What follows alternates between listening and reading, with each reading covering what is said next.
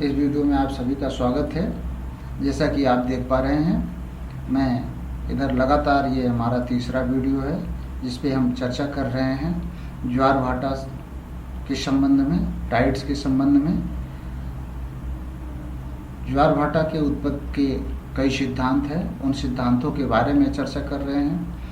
पिछली वीडियो में आपने देखा विलियम वेवेल का सिद्धांत और आइजैक न्यूटन का सिद्धांत के बारे में हमने चर्चा की है। आइए आज हम एक नए सिद्धांत को लेकर के आपके सामने हैं। हम इस सिद्धांत पे चर्चा करें इससे पहले मैं चाहूँगा कि जिन लोगों ने हमारे YouTube चैनल को सब्सक्राइब नहीं किया है वो सब्सक्राइब कर दें। आप हमारा यह video Divyanath PG college Gorakhpur की वेबसाइट पे ई पाठशाला पे भी देख सकते हैं, वहाँ से भी लिंक प्राप्त कर सकते हैं। साथ ही साथ आपको मैं बता दूं कि हमारा एक वेबसाइट है KKM Geography by geographer.com के नाम से।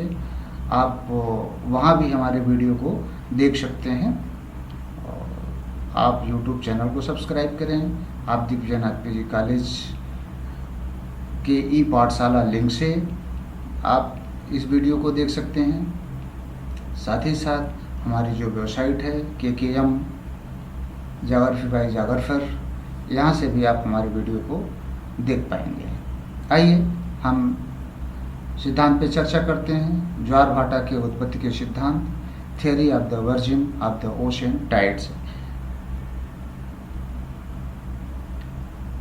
ज्वार भाटा टाइड्स के संबंध में जैसा कि हमने आपको पहले भी बताया है कि टाइड्स कैसे आते हैं। जिन लोगों ने यह जानने की इच्छा है या हमारा पिछला वीडियो नहीं देखा है, उनसे अनुरोध है कि आप पिछला वीडियो ज़रूर देख लें, क्योंकि उस पर हमने टाइड्स के संबंध में विशेष चर्चा की है। ज्वार भाटा कैसे आते हैं, टाइड्स कैसे आते हैं, ये कैसे उत्पन्न होते हैं, इनके कितने प्रकार होते हैं। कुछ टाइड्स बड़े आते हैं, कुछ टाइड्स छोटे आते हैं, ऐसा क्यों है। कहीं 2 बार टाइड्स आते हैं, कहीं 1 बार टाइड्स आते हैं। तो ये विविधताएं हैं। जिन लोगों ने हमारा वीडियो नहीं देखा है पिछला, वह आप देख लीजिए ज्वार भाटा की उत्पत्ति। तो इसमें आपको ये सारे सवालों के जवाब मिल जाएंगे। अपेक्षा है कि आप हमारा वीडियो देखे भी होंगे। यदि नहीं देखे हैं तो आप वो वीडियो देख ले, वहाँ से आपको लिंक मिल जाएगा। जैसा कि ज्वार भाटा की उत्पत्ति से संबंधित ज्वार भाटा जो सिद्धांत हैं, उस सिद्धांतों में पहला सिद्धांत equilibrium theory sir Isaac Newton ने दिया था। इसके संबंध में हमने पिछले वाले वीडियो में भी चर्चा की थी। आइए ज्वार भाटा के उत्पत्ति के जो सिद्धांत हैं, लगातार इधर 3 वीडियो से हम चर्चा कर रहे हैं। पहला है आइजैक न्यूटन ने 1687 में इक्विलिब्रियम थ्योरी दिया था, संतुलन सिद्धांत। दूसरा सिद्धांत आया था लाप्लास का 1755 में डायनेमिकल थ्योरी, गतिक सिद्धांत आया था। जो तीसरा सिद्धांत था वह आइजैक न्यूटन के सिद्धांत के लगभग विरोध में था। विलियम वेवेल ने प्रोग्रेसिव वेव थ्योरी दी थी और पुनः उसके बाद से 1833 में R.A. हैरिस ने अस्थैतिक तरंग सिद्धांत, स्टेशनरी वेव थ्योरी का प्रतिपादन किया था। छात्रों, मैंने आपको पिछले वीडियो में एक वीडियो हमने बनाया था, दिया था आपके लिए। इसमें आइजैक न्यूटन का इक्विलिब्रियम थ्योरी पर हमने चर्चा किया था। दूसरा वीडियो हमने आपको दिया जिसमें वेवेल का सिद्धांत था, प्रगामी तरंग सिद्धांत, प्रोग्रेसिव वेव थ्योरी। आज हम चर्चा करेंगे R.A. हैरिस की थ्योरी, स्टेशनरी वेव थ्योरी के बारे में। आइए हम देखते हैं स्टेशनरी वेव थ्योरी, अस्थैतिक तरंग सिद्धांत जिसको हम कहते हैं। अस्थैतिक तरंग सिद्धांत मुख्य रूप से जो विलियम वेवेल के द्वारा प्रतिपादित किया गया था, प्रोग्रेसिव वेव थ्योरी, जिसमें उन्होंने कहा कि दक्षिणी ध्रुव सागर से जो दक्षिणी सागर है, दक्षिणी ध्रुवीय सागर है, केवल वहीं से तरंगे उठती हैं और पूरे पृथ्वी पर वह तरंगे भ्रमण करती हैं। दक्षिण से तरंगे वह उत्तर की तरफ चलती हैं। इसलिए दक्षिण गोलार्ध में जो साउथ हेमस्फीयर है, दक्षिणी गोलार्ध है, वहाँ ज्वार भाटा या टाइड्स पहले आते हैं। जैसे जैसे हम उत्तर की तरफ बढ़ते जाते हैं, यानी नॉर्थ हेमस्फीयर में नॉर्थ पोल की तरफ बढ़ते जाते हैं, वैसे वैसे जो टाइड्स आने में देरी होती जाती है, जो कि सत्य नहीं है। उसका विरोध भी किया गया। उसी के समाधान के लिए यह सिद्धांत दिया गया stationary wave theory R.A.. Harris के द्वारा। इनका यह मानना था कि जिस तरह से प्रोग्रेसिव वेव थ्योरी में विलियम वेबल ने कहा कि दक्षिणी गोलार्ध से साउथ हेमस्फीयर से तरंगे उठती हैं और उत्तरी गोलार्ध तक पहुंचती हैं, नॉर्थ हेमस्फीयर तक पहुंचती हैं, इसको सिरे से नकार दिया था आर.ए. हैरिस ने। इनके अनुसार ज्वार भाटा की उत्पत्ति, टाइड्स की उत्पत्ति प्रत्येक महासागर में अलग अलग रूप से होती हैं। इनका यह मानना था कि प्रत्येक महासागर का अपना एक एरिया है, एक क्षेत्र है। हर महासागर में अलग अलग एक केंद्र बिंदु बनते हैं और वहाँ से तरंगे उत्पन्न होती हैं और उस महासागर में पर्टिकुलर जिस महासागर में वो स्थान स्थित होता है, तो वहाँ ज्वार आते हैं, टाइड्स आते हैं। आइए इस पे हम और चर्चा करते हैं। हैरिस के अनुसार विभिन्न महासागर जलपूर्ण बर्तन के समान होते हैं। हम हैरिस के सिद्धांत पे चर्चा करें इससे पहले आपको मैं एक थोड़ा सा छोटा सा एक्सपीरियंस में बता देता हूँ। विलियम वेबल का जो सिद्धांत था दक्षिणी गोलार्ध पे स्थैतिक तरंग सिद्धांत, उसके विरोध में यह सिद्धांत प्रतिपादित किया गया। हैरिस का जो सिद्धांत है वह मुख्य रूप से इस तरह से समझा जा सकता है कि जैसे यदि एक बर्तन में हम जल भर लेते हैं और उस बर्तन को किसी एक किनारे से यदि हम झटका देते हैं, उसमें यदि दोलन उत्पन्न करते हैं, तो जो उसका जल है वह जल किनारों पर हिलने लगता है और इस तरह से मूव करता है कि एक तरफ ऊपर जाता है और दूसरे तरफ नीचे आता है। जैसा कि आप इस मॉडल से भी समझ पा रहे होंगे। जैसे यह यदि एक जलपूर्ण बर्तन है, यह एक इस प्रकार का पॉट है जिसमें कोई द्रव पदार्थ भरा हुआ है, जल भरा हुआ है। इसको एक किनारे से यहाँ से यदि हम इस पर दबाव डालते हैं, इसको हम डिस्टर्ब करते हैं, तो इसमें क्या होता है, यह जल या तो ऊपर जाता है यहाँ तक, तो जब इधर यह ऊपर जाएगा तो यह हिस्सा नीचे आ जाएगा और पुनः एक घटना होगी जिसमें यह इधर का हिस्सा फिर ऊपर की तरफ जाएगा और इधर वाला हिस्सा नीचे की तरफ आएगा। इसमें क्या होगा, जो बीच का भाग है यह स्थिर रहेगा। यह जो बीच का भाग है आप देख पा रहे होंगे, यह स्थिर रहेगा, जबकि दोनों किनारों पर, तटों पर, किनारों पर, दीवालों पर यह तरंगे ऊपर और नीचे होती रहेंगी। आर.ए. हैरिस ने माना जो महासागर हैं वो महासागर भी इसी तरह से जल से भरे हुए बर्तन की तरह हैं। चंद्रमा के और सूर्य के गुरुत्वाकर्षण शक्ति के कारण उसमें विक्षोभ उत्पन्न होता है, उसमें डिस्टरबेंस उत्पन्न होता है, जिससे वो जो जल है इसी बर्तन की तरह गति करता रहता है। जैसा कि आप देख भी पा रहे हैं, यहाँ हमने लिख भी दिया है कि चंद्रमा के गुरुत्वाकर्षण के कारण महासागरीय जल में दोलन उत्पन्न होता है, किंतु पृथ्वी की गति के कारण यह जो दोलन होता है, एक चीज़ यहाँ और ध्यान देने वाली बात है कि जो बर्तन में हम जब जल को हम दोलित करते हैं, हिलाते हैं, तो यह ऊपर और नीचे होता है।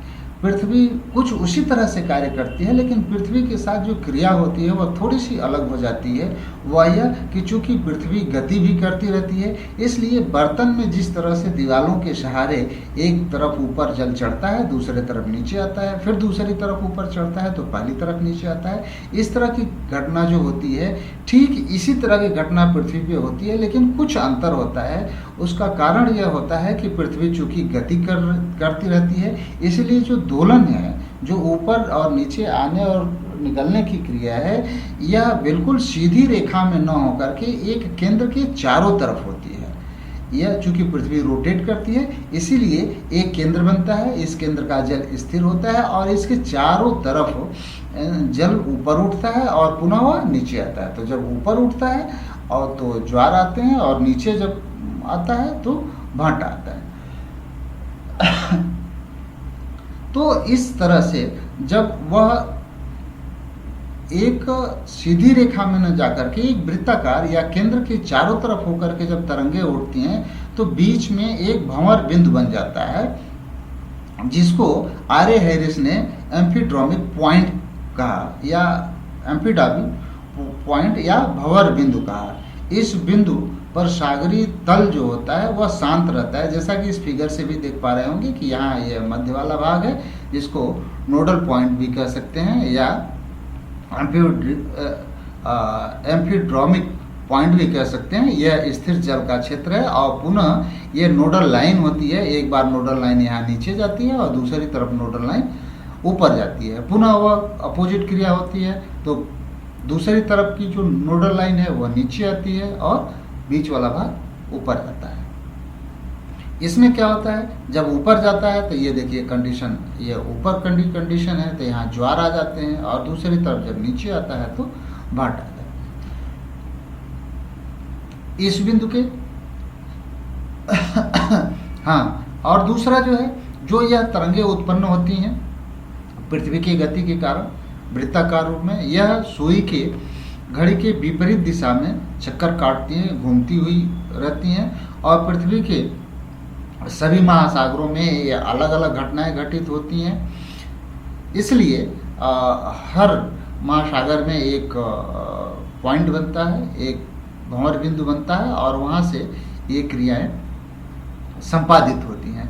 जो ज्वार भाटा आने की क्रिया है, यानी ज्वार कितना बड़ा आएगा, कब आएगा, कितनी दूर तक उसका पानी जाएगा, वह वहाँ जो समुद्र है, जिस समुद्र में वह दोलन की क्रिया घटित होती है, वह उस समुद्र के नीतल की संरचना, उनकी गहराई, उनका आकार और सूर्य और चंद्रमा का जो गुरुत्वाकर्षण प्रभाव है, इन सब पे डिपेंड करता है। जैसे हम इसको इस तरह से समझ लें कि यदि समुद्र का नीतल समतल है, उसमें कोई अवरोध नहीं है, तो वो दोलन परफेक्ट तरीके से होगा, बड़ा दोलन होगा, ज्वार बड़े आएंगे। लेकिन यदि उसमें कटक हैं, रिज्ड हैं, अवरोध हैं, खड़ा ढाल, वो जो किनारा है वो खड़ा है, तो ऐसे कंडीशन में ज्वार छोटे आएंगे। इसी तरह से गहराई, यदि छिछला समुद्र है तो स्वाभाविक सा है जो ज्वार है, टाइड्स है, वो छोटा होगा और यदि बहुत गहरा समुद्र है तो बड़ा होगा। आकार, यदि समुद्र का आकार बहुत बड़ा है, बड़ी लहरें उत्पन्न होंगी, आकार छोटा है, छोटी लहरें उत्पन्न होंगी। जो गुरुत्वाकर्षण का प्रभाव है, यदि चंद्रमा और सूर्य दोनों एक साथ कार्य कर रहे हैं, गुरुत्वाकर्षण का प्रभाव ज़्यादा है तो बड़ी तरंगें उत्पन्न होंगी, बड़े ज्वार आएंगे, और यदि ऐसा नहीं है तो छोटे ज्वार आएंगे, जैसा कि आपको हमने बता भी चुका है पोजी और पेरेजी। इस तरह से जो तरंगे हैं वह किनारों तक पहुंचती हैं और जो उसका क्रस्ट होता है, जो श्रृंग होता है, क्रस्ट होता है, वो जब किनारे पहुंचती है तो ज्वार आते हैं और जब ट्रफ या द्रोणी पहुंचता है तो भाटा उत्पन्न होती है। एक चीज़ और यहाँ इन्होंने बताया कि एक ही समय में जिन जिन स्थानों पर एक ही समय में सेम टाइम में यदि ज्वार आते हैं या भाटा आते हैं, उनको यदि मानचित्र पर मिला दिया जाए तो इसको हम को टाइडल लाइन कहते हैं। इस तरह से हम लगभग ज्वार भाटा की उत्पत्ति के सभी थियरियों पे चर्चा कर चुके हैं। आइए अब कुछ आपके लिए मैं महत्वपूर्ण शब्द छोड़ जाता हूँ। Amphidromic point, apogean tides, conjunction, opposition, tides, ebbs, ebb current, flood tides, high tides, low tides, lunar bulge. यह इन शब्दों को मैं आपके लिए छोड़ जाता हूँ। संभव है कि आप जब हमारे सारे वीडियो देखे होंगे, यह सारे शब्दों का उपयोग उसमें किया गया है। यह परीक्षा के दृष्टिकोण से इम्पोर्टेंट है। यदि आप कोई कंपटीशन देते हैं, विभिन्न सिविल सर्विसेज या अन्य कंपटीशन देते हैं, इन शब्दों के बारे में पूछा जाता है। यह आप के सहारे छोड़ जाते हैं। आप इनके बारे में जानते होंगे, जानेंगे यदि हमारा लेक्चर सुने होंगे। इस अपेक्षा के साथ मैं यह क्वेश्चन छोड़ जाता हूँ। यदि आपको इसमें से किसी शब्द के बारे में डिटेल्स जानना है, आप हमको कमेंट करिए, लाइक करिए और कमेंट करिए, जिससे मैं फिर इन पर चर्चा कर दूंगा। आपने हमारा वीडियो देखा, बहुत बहुत धन्यवाद।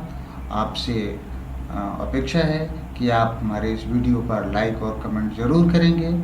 और आपको जैसा कि हमने पहले भी बताया था कि हमारा यह जो वीडियो है वह हमारे doctor Kamlesh Kumar Maurya YouTube link से भी देख सकते हैं, और जो दिग्विजयनाथ पीजी कॉलेज की वेबसाइट है उस पर ई पाठशाला लिंक से भी हमारा वीडियो देख सकते हैं। इसके साथ ही साथ हमारी वेबसाइट KKM जाग्राफी बाई जाग्राफर नाम से हमारी एक अपनी साइट भी है, उस पर भी यह वीडियो आपको उपलब्ध रहेगा। आपने यह वीडियो देखा, थैंक यू फॉर वॉचिंग। आपका